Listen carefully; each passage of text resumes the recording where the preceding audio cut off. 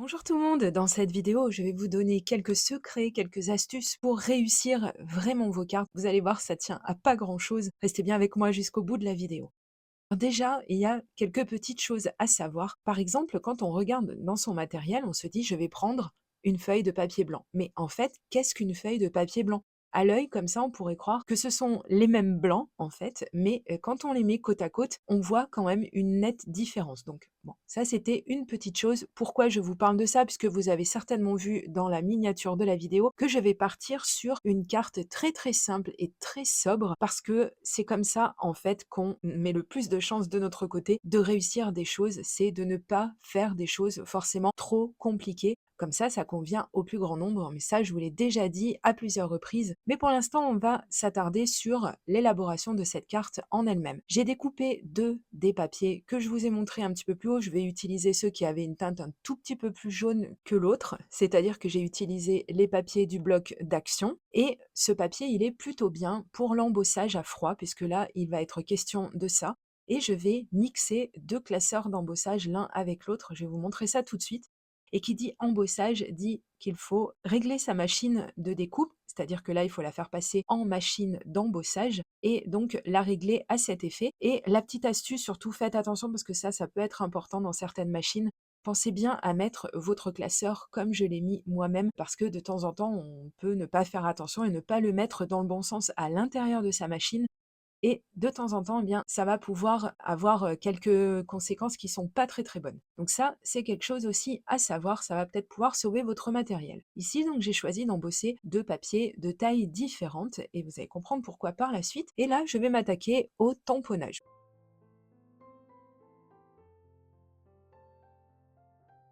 Puisque je voulais absolument me servir de ces tampons que j'ai reçus il y a peu de temps de la boutique Joom. Je vous les ai présentés dans le haul que je vous remettrai dans la barre d'informations si vous l'avez raté. N'hésitez pas à aller voir, il y a plein de pépites.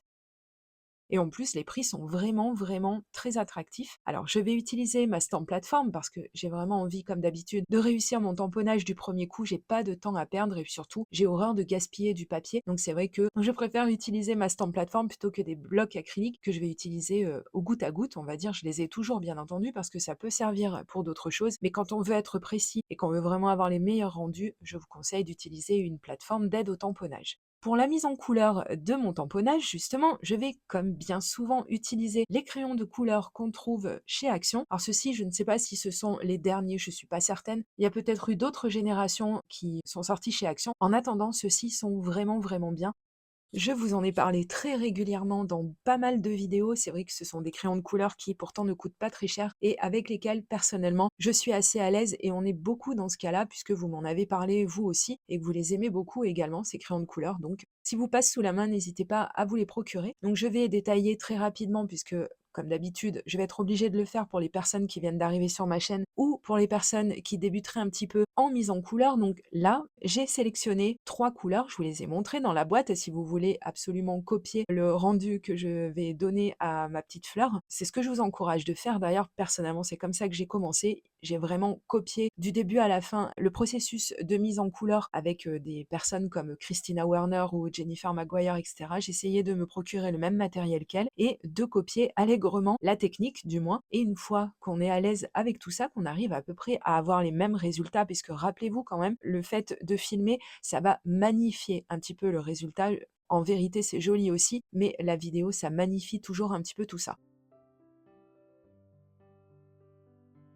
Revenons-en donc à cette fameuse méthode. J'ai choisi 3 teintes, une teinte très claire, une teinte intermédiaire, c'est-à-dire une teinte moyenne et une teinte plus foncée. Et les 2 que je viens de vous citer, les 2 dernières, vont m'aider à créer des ombres sur ma mise en couleur.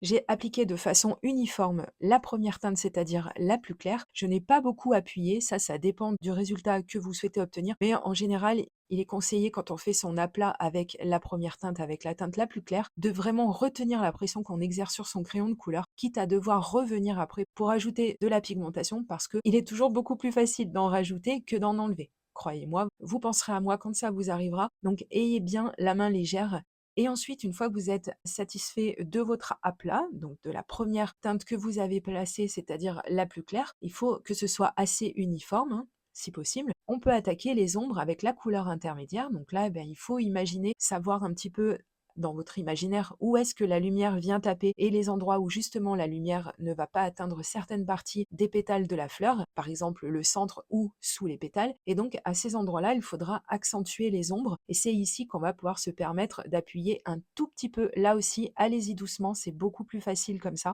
Allez-y doucement, appuyez un tout petit peu plus, exercez un petit peu plus de pression sur votre crayon de couleur et vous étirez un petit peu comme je le fais dans la vidéo. N'hésitez pas à mettre pause ou à ralentir la vidéo, à la regarder même plusieurs fois parce que c'est comme ça qu'on apprend. Et une fois que vous avez fait ça, vous allez prendre la teinte la plus foncée et vous allez poser les dernières ombres, donc ce qui va être le plus foncé sur votre mise en couleur. Là, vous pourrez appuyer un tout petit peu plus et plus vous allez vous éloigner de ce cône d'obscurité, de cet endroit ombragé, on va dire, entre guillemets, et moins vous allez exercer de pression sur votre crayon de couleur de façon à créer une sorte de dégradé naturel.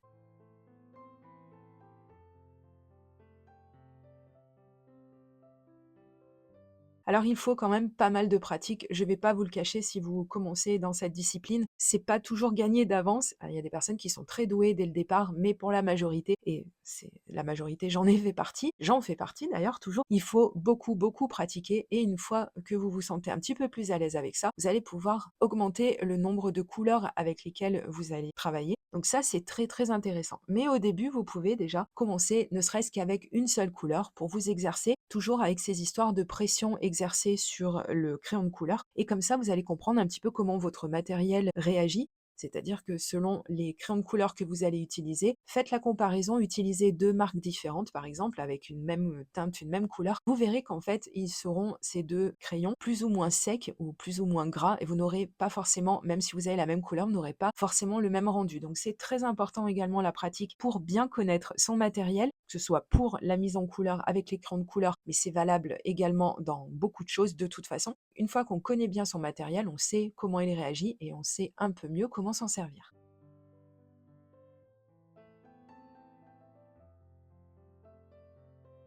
Donc pas de panique si vous n'avez pas les mêmes résultats que moi dès le départ. Bon, bah, alors moi déjà, j'avais pas fait d'école de beaux-arts ni rien du tout. C'est vraiment le fait de regarder des dizaines et des dizaines de fois des vidéos de personnes qui avaient un niveau très très élevé. Et c'est comme ça en fait que personnellement, j'ai acquis cette technique et que je continue d'améliorer de toute façon. Donc là, c'est pareil, hein, c'est jamais vraiment gagné d'avance et on peut pas se dire, ça y est, je sais faire, maintenant je n'ai plus rien à apprendre. C'est comme dans la vie, on a toujours des petites choses à connaître.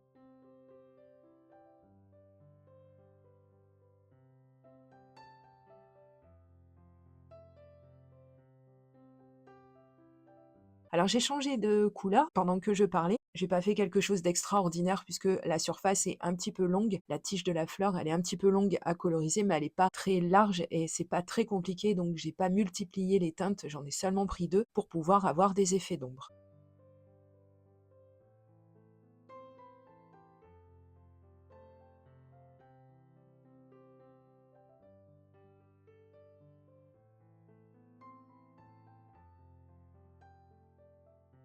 Et ensuite, je vais quand même mettre, une petite couleur qui va un petit peu popper, on va dire, qui va ressortir un petit peu pour le centre de la fleur et puis, pour les petits, éléments comme ça qui figurent, justement au centre. Donc, comme ça va permettre d'avoir, un petit point de focal et ça, c'est toujours bien sur, un coloriage. Je trouve que c'est très, très joli.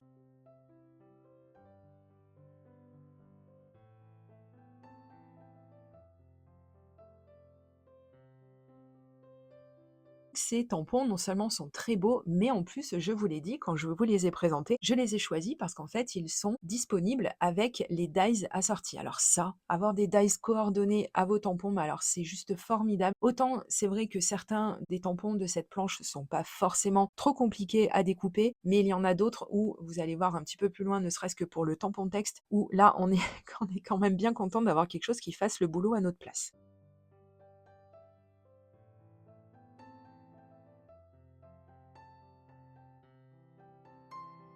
Vous avez pu le voir, j'ai découpé très facilement et les dies découpent très très bien. Les tampons ont très bien fonctionné également. Donc pour une poignée d'euros, je crois que c'est aux alentours de 12 € à l'heure où je vous parle, vous pouvez avoir le grand luxe d'avoir une planche de tampons qui sont très très beaux et les dies qui vont avec. Donc n'hésitez pas, vous retrouverez ce matériel et tout le reste du matériel utilisé dans cette vidéo dans la barre d'informations. Allez consulter cette barre d'informations, il y a toujours pléthore d'informations, justement, c'est un petit peu son job, hein. Elle regroupe toutes les informations de la vidéo. Vous avez accès aussi aux autres vidéos dont je vous parle, à plein de bons plans pour faire des économies, pour du cashback, etc. N'hésitez pas à aller la consulter.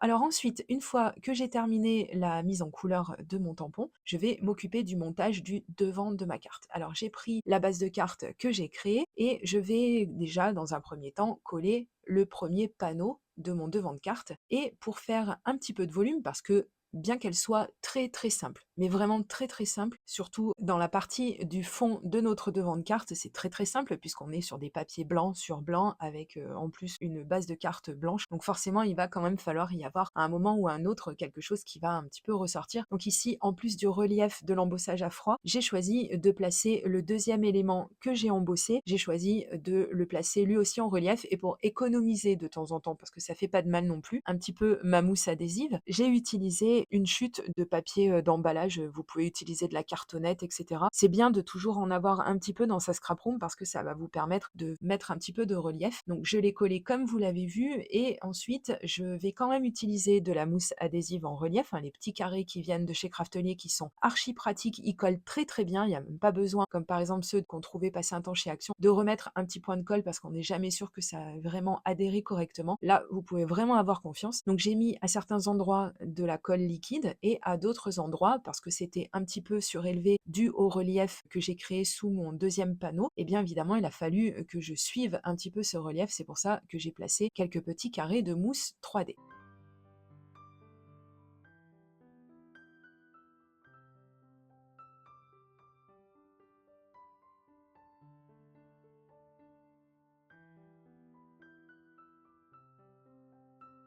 J'ai collé la tige de la fleur à plat, tout simplement, parce que trop de relief non plus, c'est pas exactement ce qu'on voulait. On peut jouer sur le relief, mais il y a quand même des éléments qui méritent de rester un petit peu plus plats. Et il y en a d'autres que je vais mettre encore plus en relief, donc je vais vous montrer tout ça.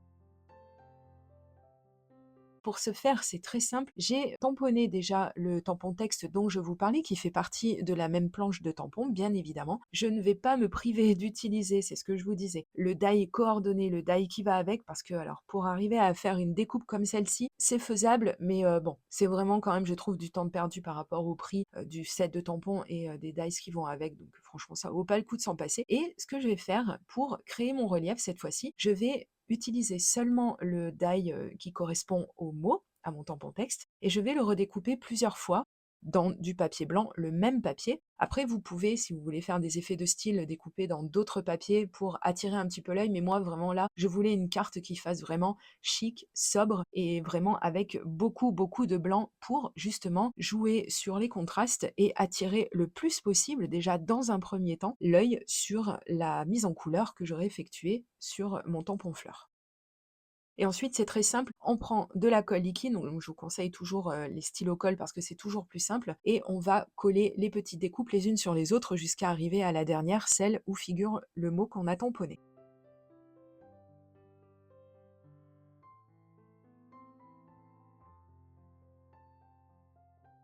Et je vais encore mettre du relief. Cette fois-ci, j'ai sélectionné de la mousse adhésive, mais j'ai pris la blanche, puisque chez Craftelier, on trouve et de la blanche et de la noire. Et je vous donne également l'astuce, parce que vous avez vu, je me suis un petit peu escagacée, enfin un petit peu embêtée, à poser mes petits bouts de mousse que j'avais découpés. Mais ce que vous pouvez faire, et ce que je vous conseille de faire d'ailleurs, c'est de, quand vous avez besoin d'avoir de tout petits morceaux de mousse comme ça, c'est de les découper directement quand ils sont encore collés sur le packaging. Comme ça, au moins, vous pouvez sélectionner la taille de laquelle vous avez besoin et puis vous enquiquinerez moins à ce que ça vous colle sur les doigts, etc. Vous le décollez direct du packaging une fois que vous l'avez coupé et puis comme ça, eh bien, voilà, on se facilite un petit peu la vie.